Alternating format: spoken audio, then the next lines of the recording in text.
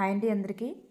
మన 8th class నుంచి already history, civics and రెండు కూడా మనం కంప్లీట్ చేసాము. పేజ్ నెంబర్ వైజ్గా లెసన్ అంతా కూడా కవర్ చేస్తూ బిట్లు రెడీ చేయడం అనేది. 7th సోషల్ అంతా కూడా కవర్ అయింది, ఆల్రెడీ కంప్లీట్ అయింది. ఇది 8th జాగ్రఫీ థర్డ్ లెసన్ అనమాట. ఇక్కడ ఫస్ట్ బిట్ మనం చూద్దాం. ఖనిజాల గురించి తెలిపేటటువంటి క్రింది వాటిలో సరి కానిది ఏమిటి? మరి ఖనిజాలు భూపటలమంతటా విస్తరించాయి.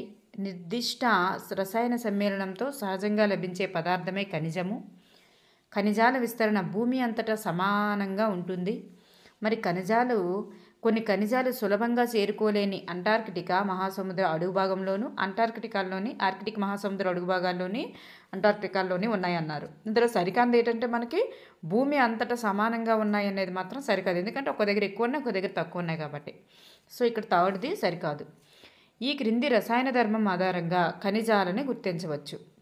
మరి మనకి ఇక్కడ చూస్తే ఈ మొదటి మూడు కూడా భౌతిక ధర్మాలు. రంగు, సాంద్రత, కాఠిన్యత ఈ మూడు కూడా భౌతిక ధర్మాలు. ఈ ద్రావణీయత అనేది రసాయన ధర్మం. ఖనిజాల గురించి సరికాని వాక్యం ఏమిటి? మరి ఇవి సహజంగా లభిస్తాయి. 3000 కంటే ఎక్కువ ఖనిజాలను గుర్తించారు. వీటి విస్తరణ కూడా అన్ని చోట్ల సమానంగా లేదు. సో ఇక్కడ మానవ జోక్యం వలన ఏర్పడతాయి అనేది మాత్రం సరికాదు. మానవ జోక్యం ఇందులో ఉండదు కాబట్టి. ఈ క్రింది వానిలో సరి అయినది ఏమిటి? మరి ఆహారంలోని ఖనిజము ఉప్పు. మరి గ్రాఫైట్లో ఉండేటటువంటి ఖనిజం, పెన్సిల్లో ఉండేటటువంటి ఖనిజం ఏంటంటే గ్రాఫైట్. ఖనిజాన్ని సేకరించేటటువంటి ముడి శిలకు గల పేరేంటంటే ధాతువు. సో ఇక్కడ ముడిశిలను చూడండి, ఖనిజాన్ని సేకరించుతామే, ఎక్కడి నుండి అయితే ఖనిజాన్ని తీసుకుంటామో ఆ ముడి శిలకి గల పేరేంటంటే ధాతువు. మరి మనకి శిల అంటే ఒకటి లేదా అంతకంటే ఎక్కువ ఖనిజాల సమ్మేళనం అనమాట, దాన్ని శిల అంటారు. అలాంటి ముడి శిలకు గల పేరేంటంటే ధాతువు అంటాము. నెక్స్ట్ వన్, రసాయన కూర్పు ఆధారంగా ఖనిజాలను ఈ క్రింది విధంగా వర్గీకరించారు. లోహ మరియు అలోహంగా వర్గీకరించారు. చూడండి, ఈ లోహ అలోహ అని ఉంటుంది కదా. మళ్ళీ ఈ లోహ అనేటటువంటిది మళ్ళీ 2 types.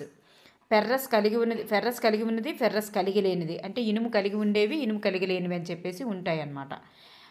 Non ferrous and non ferrous అని ఉంటాయి. ఈ లోహ అనేటటువంటివి 2 రకాలు, అలోహ మాత్రం ఒకటే. అయితే లోహ ఖనిజం కానిదేమిటి? మరి టోటల్గా లోహ ఖనిజాలు ఏంటంటే ఇచ్చారంటే మనకి ఇక్కడ ఇనుము, బాక్సైటు, మాంగనీసు. ఇవి లోహ ఖనిజాలకు ఉదాహరణ అని చెప్పేసి ఇచ్చారు. ఇనుము, బాక్సైటు, మాంగనీసు. ఇనుము, మాంగనీసు, బాక్సైట్ ఇవి లోహ ఖనిజాలకి ఉదాహరణ. అంటే ఇది ఫెర్రస్ కలిగి ఉండొచ్చు, కలిగి ఉండకపోవచ్చు. ఫెర్రస్ కలిగి ఉన్నవి, నాన్ ఫెర్రస్ ఈ రెండింటిలో మరి దేనికైనా చెందొచ్చు అనమాట. ఇనుము, మాంగనీసు, బాక్సైట్ అనేటటువంటి. ఈ మైకా అనేది కాదు. ఈ మైకా అనేది అలోహ ఖనిజం.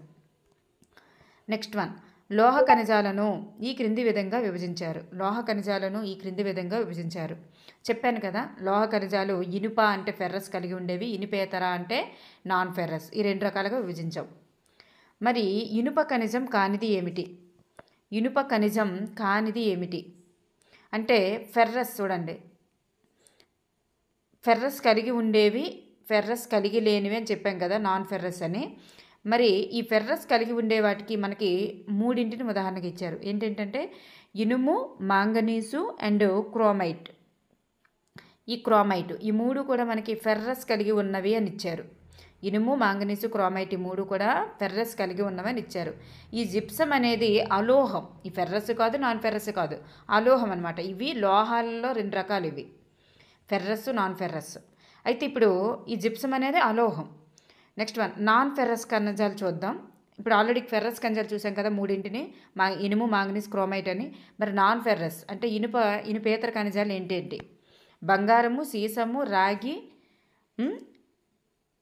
అలాగే ఈ 3 కూడా బంగారము, సీసము, రాగి, వెండి ఈ 4 కూడా ఇనుపేతర. ఇనుము అనేది ఉండదన్నమాట. చూడండి, బంగారము, వెండి, సీసము, రాగి ఇవన్నీ కూడా ఇనుపేతర ఖనిజాలు, ఇనుము ఇందులో ఉండదు. ఈ జిప్సం అనేటటువంటిది మళ్ళీ అలోహమే. మీకు చూడండి, అలోహంకి వచ్చేసరికి మైకా ఉంటుంది, జిప్సం ఉంటుంది, సున్నపరాయి, బొగ్గు, పెట్రోలియం అవి ఉంటాయి. చూడండి ఇక్కడ వచ్చింది మనకి అన్ని కవర్ చేస్తూ.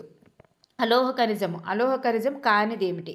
మరి అలోహ ఖనిజాలు ఏంటేంటి అనేది మనం చూసుకుంటే ఈ సున్నపరాయి అలోహ ఖనిజం, మైకా, జిప్సము, సీసము,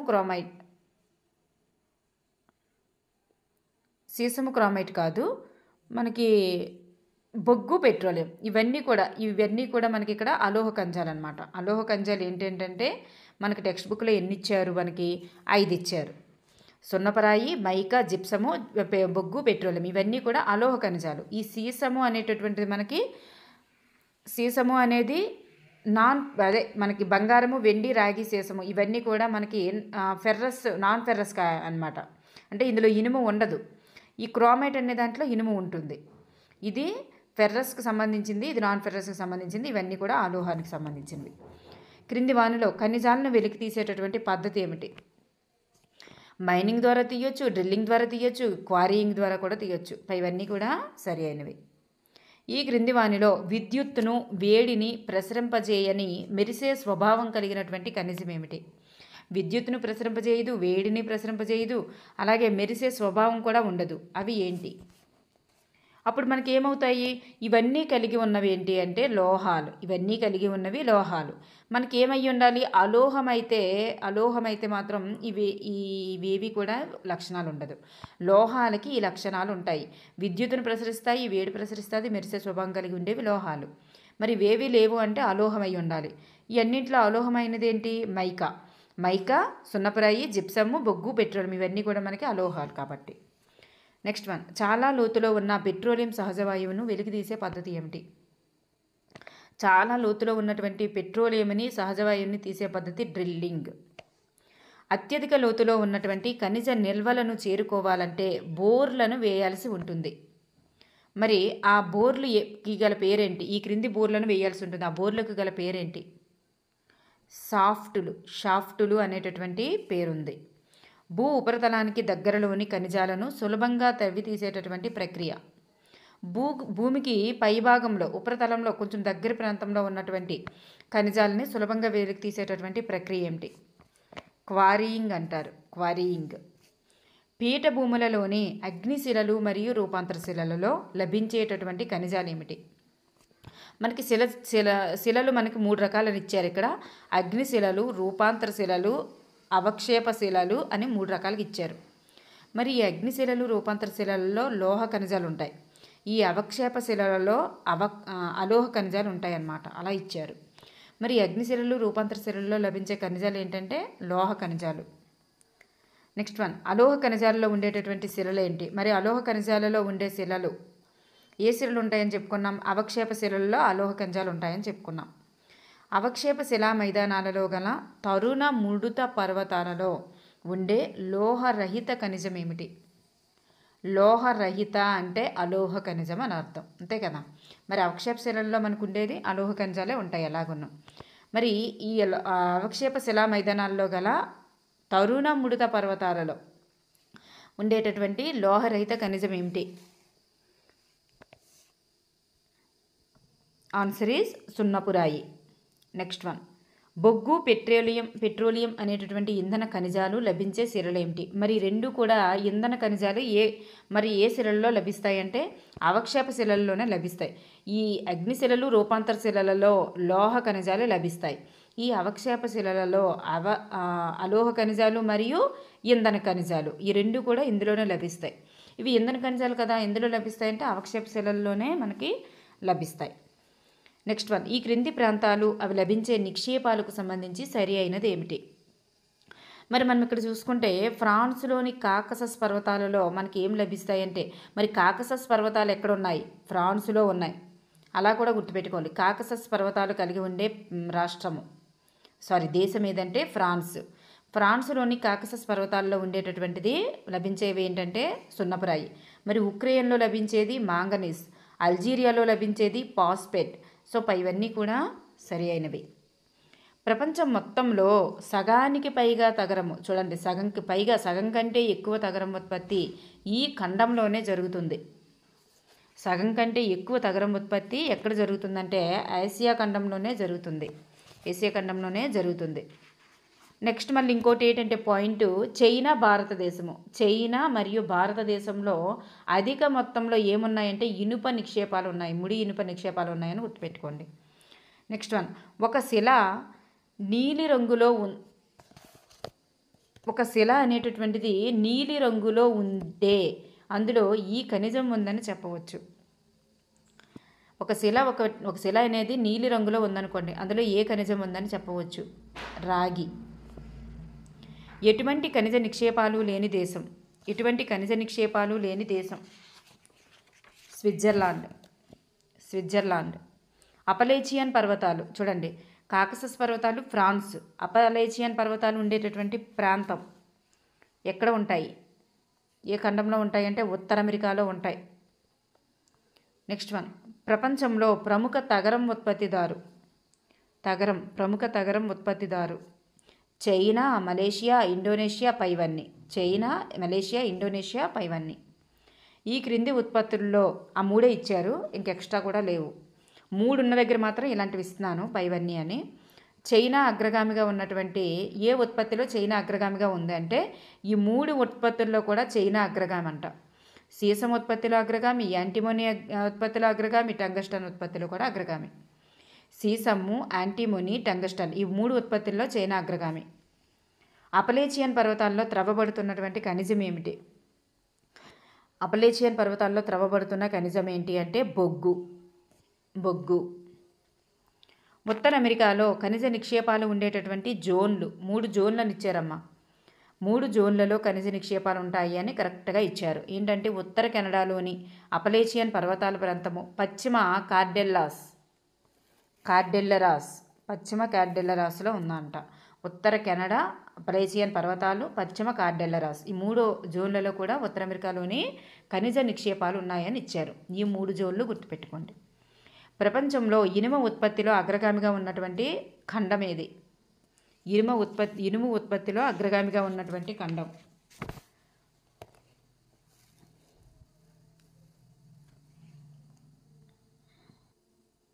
ఐరోపా. నెక్స్ట్ వన్, ప్రపంచంలో నాణ్యమైన ఇనుప ధాతువును అధికంగా ఉత్పత్తి చేస్తున్నది ఎవరు? ఏ దేశం?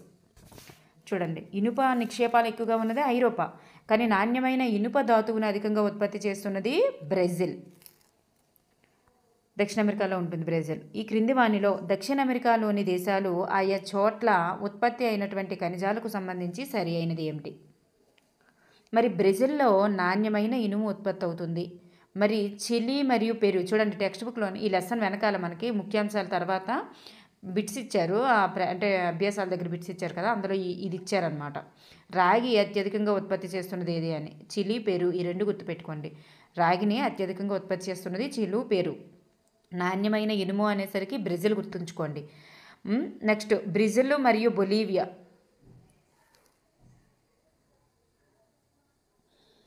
బ్రెజిల్ మరియు బొలీవియా, ఇక్కడ ఐఫన్ వచ్చింది. బ్రెజిల్ మరియు బొలీవియా రెండింటిలో కూడా తగరం అనమాట ఉత్పత్తి అవుతుంది. సో పైవన్నీ కూడా సరి అయినవి. ప్రపంచంలోనే అతి పురాతనమైనటువంటి సిరలు ఉండేటటువంటి ప్రాంతం పశ్చిమ ఆస్ట్రేలియా. అతి పురాతనమైనటువంటి సిరలు ఎన్ని సంవత్సరాల క్రితం నాటివి? 4300 మిలియన్ సంవత్సరాల క్రితం నాటివి. ఈ క్రింది వానిలో ఆఫ్రికా ఖండానికి సంబంధించి సరి అయినది ఏమిటి? ఆఫ్రికా ఖండానికి సంబంధించి సరి అయినది అది చూస్తే మనకి మరి అనేక ఖనిజ వనరులకు ప్రసిద్ధిగాంచింది. వజ్రాలు, బంగారము, ప్లాటినంలను అధికంగా ఉత్పత్తి చేస్తుంది. బంగారంలో అధిక భాగము దక్షిణాఫ్రికా, జింబాబ్వే, జైర్ ఈ 3 ప్రాంతాల్లోనే ఉత్పత్తి అవుతున్నాయి. సో పైవన్నీ కూడా సరి అయినవి. ప్రపంచంలోనే అత్యధికంగా బాక్సైట్ను ఉత్పత్తి చేస్తున్నటువంటి ఖండం ఏమిటి? ప్రపంచంలోనే అత్యధికంగా బాక్సైట్ను ఉత్పత్తి చేస్తున్న ఖండం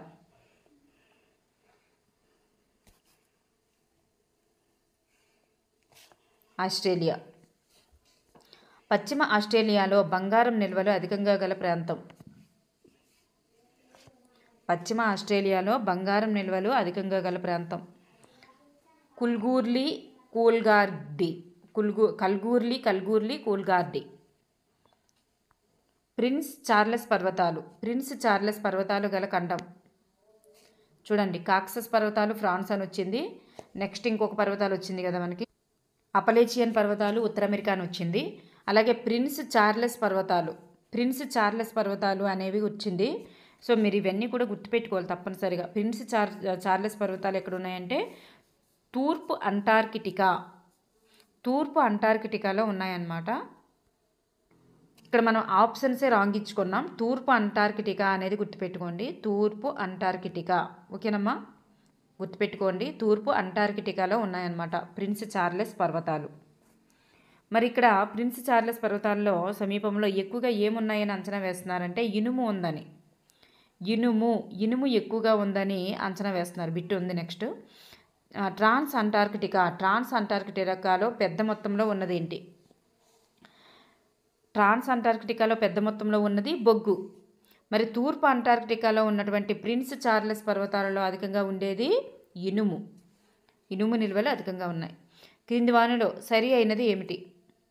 మరి సిలికాన్ యొక్క ముడి ధాతువు క్వార్జ్, అంటే క్వార్జ్ నుంచే సిలికాన్ లభిస్తుందని అర్థం. మరి అల్యూమినియం అనేటటువంటిది ఎక్కడి నుండి లభిస్తుందంటే అల్యూమినియం యొక్క ముడి ధాతువు బాక్సైట్ నుండి అల్యూమినియం లభిస్తుంది. మరి పెట్రోల్ ఎక్కడి నుండి లభిస్తుందంటే పెట్రోలియం నుంచి లభిస్తుంది. సో ఇక్కడ మనకి పైవన్నీ కూడా సరి అయినవి. చాలా బాగా గుర్తుపెట్టుకోండి. సిలికాన్ యొక్క ముడిధాతువు క్వార్జ్, లేదా క్వార్జ్ నుంచి లభించేటటువంటిది అని ఇవ్వచ్చు, లేదా సిలికాన్ దీని నుంచి లభిస్తుందని ఇవ్వచ్చు. క్వార్జ్, సిలికాన్, బాక్సైటు, అల్యూమినియం, ఇవన్నీ కూడా గుర్తుపెట్టుకోండి. నెక్స్ట్ వన్, నాణేల నుంచి పైపుల వరకు ప్రతి వస్తువు తయారీలో ఉపయోగించేటటువంటి లోహం ఏమిటి? రాగి. కంప్యూటర్ పరిశ్రమలో వినియోగించేటటువంటి ఖనిజం ఏమిటి? కంప్యూటర్ పరిశ్రమలో వినియోగించే ఖనిజం సిలికాన్. ఆటోమొబైల్స్, విమానాలు, బాటిల్స్ తయారీ పరిశ్రమ, భవనాలు, వంట సామాగ్రి తయారీ, వీటన్నింటిలో ఉపయోగించేది అల్యూమినియం. ఈ క్రింది వానిలో శక్తి వనరుల వర్గీకరణ, శక్తి వనరుల్ని 2 రకాలుగా వర్గీకరించారు. అవి ఏంటేంటి? సాంప్రదాయేతర సాంప్రదాయ శక్తి వనరులు, సాంప్రదాయేతర శక్తి వనరులు. లోహాలు అనునవి పునరుత్పాదకం కాని వనరులు. ఇవి మళ్ళీ పునరుత్పాదకం కావడం కష్టం అన్నమాట. పునరుత్పాదకం కాని వనరులు, పునరుత్పాదకతకి వీలు లేని వనరులు అన్నమాట. నెక్స్ట్ వన్, లోహాలను సంరక్షించే పద్ధతి పునశ్చక్రీయం. లోహాలను సంరక్షించే పద్ధతి అనేది పైవన్నీ అనుకుంటున్నాను, లేకపోతే పునశ్చక్రీయమా అనేది ఒకసారి తెలిసిన వాళ్ళు కామెంట్ చేయండి. నెక్స్ట్ వన్, సాంప్రదాయ శక్తి వనరులు ఏమిటి? అంటే లోహాలను పునశ్చక్రీయం చేయడం ద్వారా మరి సంరక్షించవచ్చు అని డైరెక్ట్గా బిట్టిచ్చారు. నెక్స్ట్ వన్, సాంప్రదాయ శక్తి వనరులు ఏవి? ఇవన్నీ కూడా సాంప్రదాయ శక్తి వనరులే. చూడండి, ఈ జలశక్తి అనేది సాంప్రదాయ శక్తి వనరు అని మీరు గుర్తుపెట్టుకోవాలి తప్పనిసరిగా. అన్ని శక్తులు వస్తాయి అందులోని. ఏంది? సాంప్రదాయేతర శక్తి వనరుల్లో అన్ని శక్తులే వస్తాయి. జలశక్తి, వేళాశక్తి, జలశక్తి కాదు, సౌరశక్తి, వేళాశక్తి, భూష్ణ శక్తి, ఇట్లా అన్నీ వస్తాయి. అందులో జలశక్తి ఉండదు అని గుర్తుపెట్టుకోండి. సో వంట చెరుకు అనేది సాంప్రదాయ శక్తి వనరు. శిలాజ ఇంధనాలు అంటే బొగ్గు, పెట్రోలియం, సహజవాయువు, ఈ 3 కూడా సాంప్రదాయ శక్తి వనరులే. అలాగే జలశక్తి కూడా సాంప్రదాయ శక్తి వనరు అనే విషయం మీకు గుర్తుండాలి. Most important. సో పైవన్నీ కూడా సాంప్రదాయ శక్తి వనరులు. మిలియన్ల సంవత్సరాలకు పూర్వం భూకంపాల కారణంగా భూమి లోపలికి కుంగిపోయిన మొక్కలు, జంతువుల అవశేషాలు, అధిక వేడి మరియు పీడనం వల్ల ఏర్పడిన శిలాజ ఇంధనాలు ఏమిటి? పైవన్నీ కూడా భూమి లోపలికి చాలా పూర్వక్రితం మొక్కలు, జంతువులు వెళ్ళి కుంగిపోవడం వల్లనే కూరుకుపోయి అలాగా అవి శిలాజ ఇంధనాలుగా తయారయ్యాయి. బొగ్గు, పెట్రోలియం, సహజవాయువు. ఈ క్రింది వానిలో సాంప్రదాయేతర శక్తి వనరు కానిది ఏమిటి? ఇప్పుడు చెప్పాను కదా, పవనశక్తి, సౌరశక్తి, వేళాశక్తి, భూ ఉష్ణశక్తి ఇలాంటి శక్తులన్నీ వస్తాయి, కానీ ఈ జలశక్తి అనేది మాత్రం సాంప్రదాయేతర శక్తి వనరు కాదు. క్రింది వానిలో ఖననం చేయబడిన సౌరశక్తిగా పిలువబడేది ఏమిటి? బొగ్గు అనేది ఖననం చేయబడిన సౌరశక్తిగా పిలువబడుతుంది. తాప విద్యుత్ దేని నుండి ఉత్పత్తి అవుతుంది? బొగ్గు నుంచి. జార్ఖండ్లోని ప్రముఖ బొగ్గు ఉత్పత్తి కేంద్రం ఏమిటి? ఇవన్నీ కూడా రాణిగంజ్, జరియా, ధన్బాద్, బొకారో. రాణిగంజ్, జరియా, ధన్బాద్, బొకారో, ఈ 4 కూడా బొగ్గు ఉత్పత్తి కేంద్రాలే. పైవన్నీ. పెట్రోలియం అనేటటువంటి పదానికి అర్థం. పెట్రోలియం అనేటటువంటి పదం పెట్రా, అలాగే ఓలియం. పెట్రా మరియు ఓలియం అనేటటువంటి 2 లాటిన్ పదాల కలయిక. మరి పెట్రా ఓలియం అనే 2 లాటిన్ పదాల కలయిక. పెట్రా అంటే అర్థం రాయి అని, ఓలియం అంటే అర్థం నూనె అని అర్థం. కానీ పెట్రోలియం అంటే అర్థం రాతి నూనె అని అర్థం. ఈ 2 లాటిన్ పదాల కలయిక. పెట్రోలియంను ఇలా కూడా పిలుస్తారు. పెట్రోలియం అనేటటువంటిది చాలా చాలా విలువైన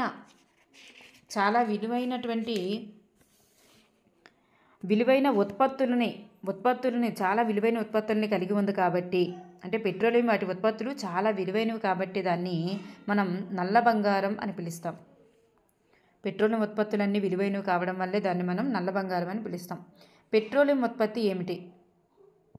ఇవన్నీ కూడా పెట్రోలియం ఉత్పత్తులే. మనకి ఈ టెక్స్ట్ బుక్లో ఇవే ఇచ్చారు.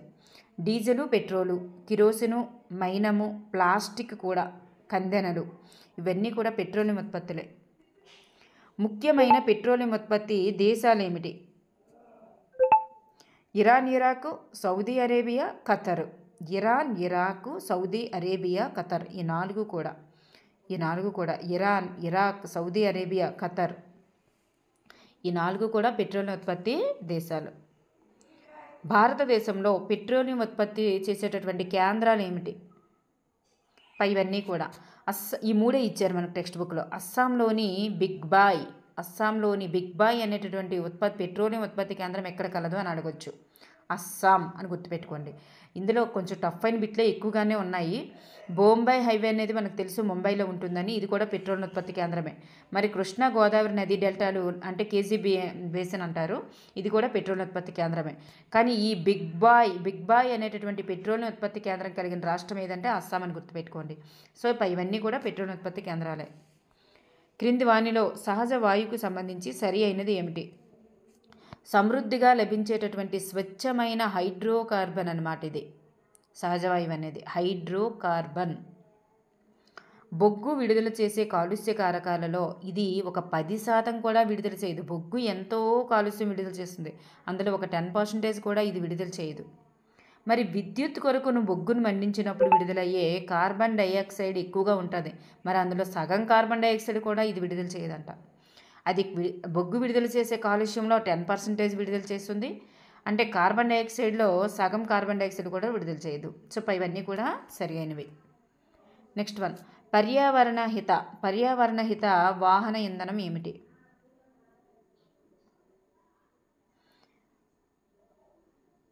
ఏది అంటే సిఎన్జి, సహజవాయువు. ప్రపంచంలో మొట్టమొదటి జల విద్యుత్తును అభివృద్ధి చేసినటువంటి దేశం, జల విద్యుత్తుని మొట్టమొదటిసారిగా అభివృద్ధి చేసిన దేశం నార్వే. నెక్స్ట్ వన్, ప్రపంచంలో విద్యుత్ ఉత్పత్తిలో జల విద్యుత్ యొక్క వాటా. అంటే విద్యుత్తుని చాలా రకాలుగా మనం ఉత్పత్తి చేస్తున్నాం, అయితే నీటి ద్వారా ఎంత % ఉత్పత్తి చేస్తున్నాం?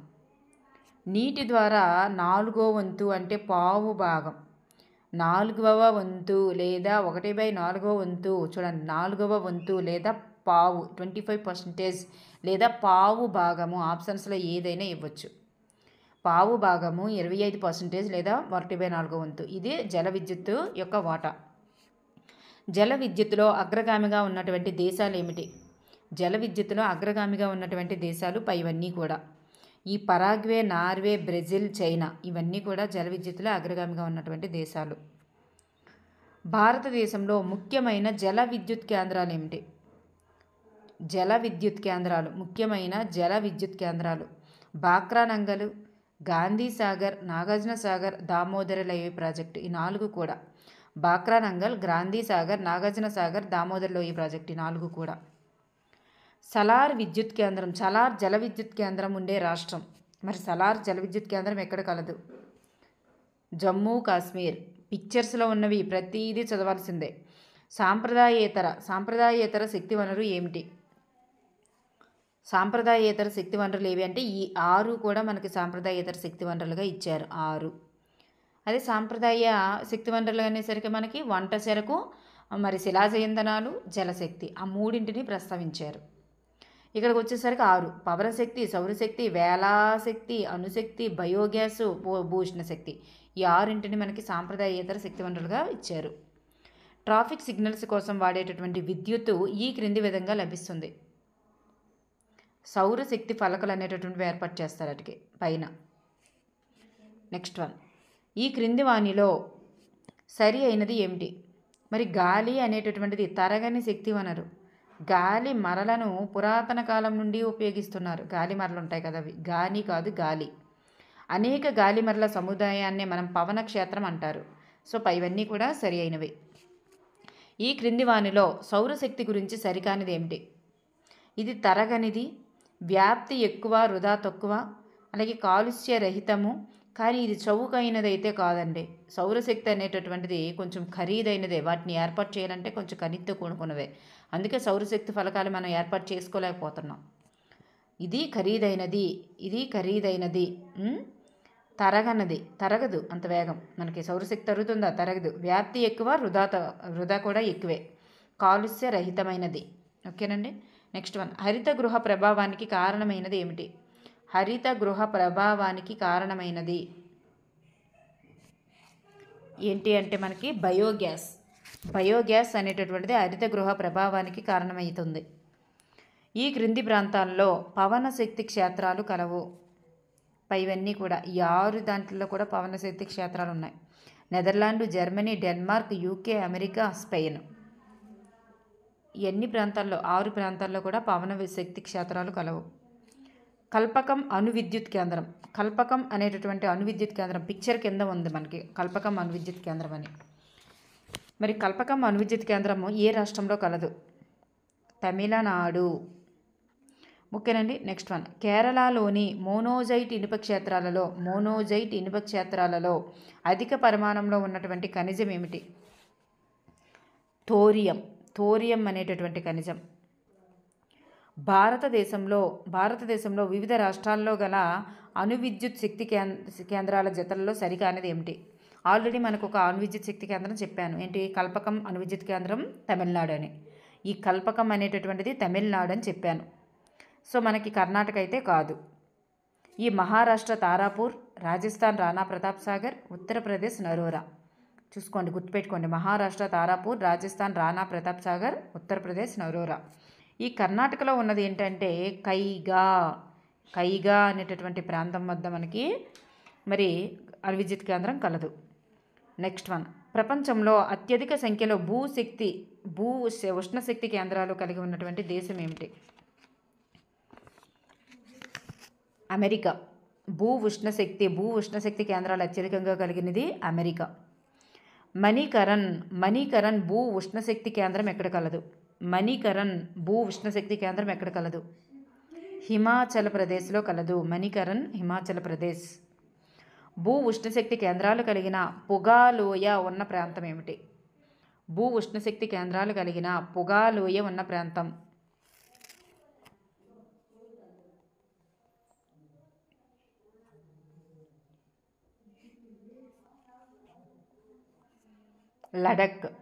లడఖ్లోని పొగా లోయలో కూడా మనకి ఉష్ణశక్తి కేంద్రాలు ఉన్నాయి. ఉష్ణశక్తి కేంద్రాలు అనేసరికి 2. హిమాచల్ ప్రదేశ్లోని మణికరణ్, అలాగే లడఖ్లోని పొగాలోయ. ఈ 2 కూడా ఉష్ణశక్తి కేంద్రాలు అన్నమాట. మొదటి వేలాశక్తి కేంద్రం ఎక్కడ కలదు? ఫ్రాన్స్లో కలదు. మొదటి వేలాశక్తి కేంద్రం ఫ్రాన్స్లో కలదు. సముద్ర నీటి మట్టం పెరగడం వల్ల తగ్గడం వల్ల అంటే పోటుపాటులు అంటాం వాటిని. వాటి వలన ఉత్పత్తి అయ్యేటటువంటి శక్తి ఏది అంటే ఈ వేలాశక్తి అనేది. భారతదేశంలో భారీ వేలాశక్తి కేంద్రాలు ఎక్కడ ఉన్నాయి? కచ్ అనేటటువంటి సింధు శాఖలో కలవు. నిర్జీవ వ్యర్థాలు, మొక్కలు, జంతు పదార్థాల పేడల నుండి ఉత్పత్తి అయ్యేటటువంటి పశువుల పేడ, వీటన్నింటి నుంచి ఉత్పత్తి అయ్యేటటువంటి శక్తి, నిర్జీవ వ్యర్థాల నుంచి ఉత్పత్తి అయ్యేటటువంటి శక్తి అన్నమాట. ఏది అంటే బయోగ్యాస్. చూడండి, ఇక్కడ 64లో ఒకటి మిస్ అయిందని మళ్ళీ యాడ్ చేశాను. స్వయం విభజన శక్తి అంటే వాటంతట అవే విడిపోవడం, అణువులు విడిపోవడం. స్వయం విభజన శక్తి కలిగినటువంటి రేడియో యాక్టివ్ అంటారు దాన్నే. రేడియో యాక్టివ్ సహజంగా కలిగినటువంటి మూలకాలు ఏమిటి? అణుశక్తి ఉత్పత్తి అవుతుంది కదా, అణుశక్తి ఉత్పత్తికి కారణమయ్యేటటువంటి మూలకాలు లేదా స్వయం విభజన శక్తి కలిగిన మూలకాలు ఏవంటే థోరియం మరియు యురేనియం. Uranium, thorium. ఓకేనండి. Thank you everyone.